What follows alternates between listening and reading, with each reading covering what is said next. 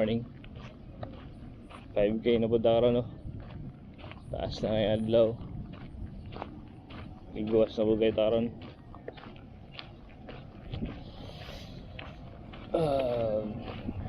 Alam nga po na purpose karon, maintain lang ang pacing sa 5 to 5:20. Let's go. Okay guys. Bati abon. Importante maintain ang akong pace.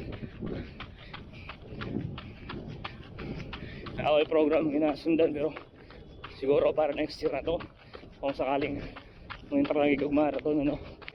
2K still stable lang ba? Stable lang pacing pero lang sa 5 to 5:20. Okay guys, 2 more. 4K guys, last one. Let's go. Last 300. Let's go. Last 100.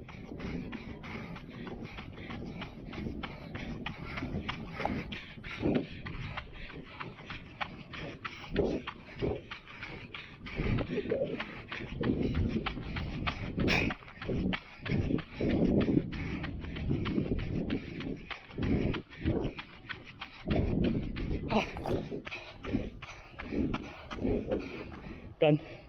Oh. Cool down. Lakad na lang.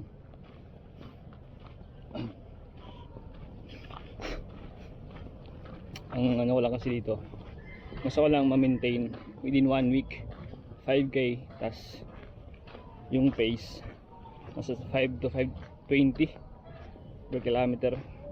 Yan lang, ayoko man bumaba ng ano 4 something.